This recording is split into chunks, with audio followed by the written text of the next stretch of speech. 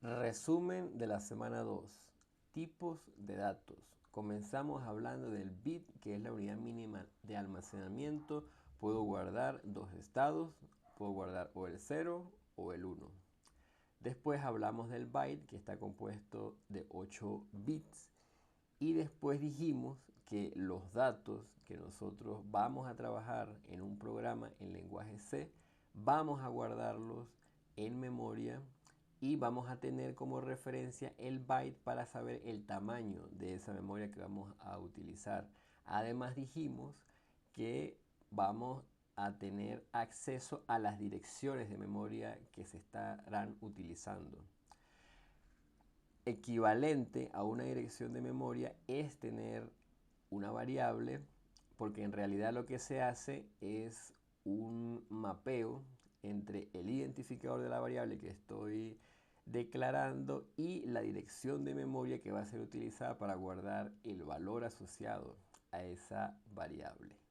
Estuvimos hablando de los tipos de datos, que en el lenguaje C vamos a trabajar datos numéricos y datos no numéricos. Los datos numéricos son el entero y el real. El entero me permite guardar números sin decimales y el real me permite guardar números con decimales.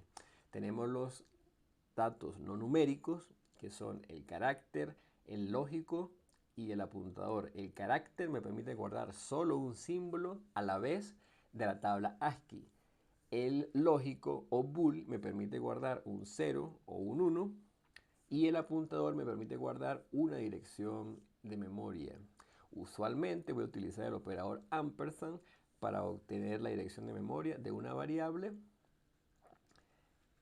que voy a guardar en el apuntador. Luego estuvimos hablando de los tamaños de los tipos de datos. Dijimos que en lenguaje C tanto el entero como el real y el apuntador utilizan 4 bytes. A diferencia, el carácter y el bool utiliza un byte. Después estuvimos hablando de la entrada de los datos con la función scanf. Recibe al menos dos parámetros. El primer parámetro es el formato de entrada que debemos utilizar y el segundo parámetro es la dirección de memoria en donde voy a guardar yo el valor que estoy esperando. Si estoy esperando más de un valor, entonces voy a agregar más parámetros de direcciones de memoria.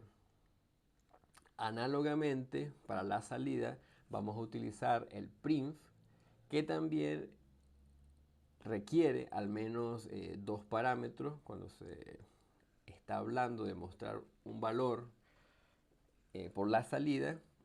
El primero, entre comillas dobles, es el formato que queremos que aparezca en pantalla y el segundo de ellos, el nombre de la variable que vamos a mostrar por pantalla. Y si queremos mostrar varios valores a la vez, entonces lo vamos a indicar en ese formato entre comillas dobles y vamos a ir incorporando separadas por comas esos valores que queremos mostrar. Finalmente estuvimos hablando de la redirección del flujo de datos. Comenzamos diciendo que el flujo por defecto para la entrada está conectado al teclado y el de la salida está conectado a la terminal.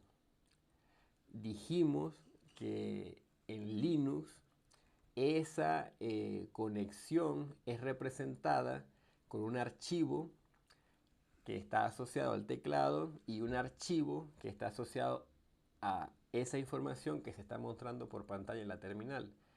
Entonces, si yo pudiera sustituir esos archivos o cambiar el flujo de los datos utilizando otros archivos, yo pudiera tener en un archivo con algún nombre, con extensión .txt, por ejemplo, indicar qué datos voy a procesar y después en un archivo con extensión .txt también puedo obtener los resultados allí.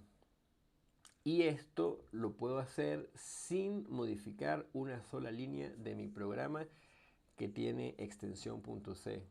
Simplemente lo puedo hacer utilizando el operador menor que para indicar cuál va a ser el archivo de entrada y el operador mayor que para indicar cuál va a ser el archivo de salida, y esto se hace en el momento en que se está ejecutando el programa.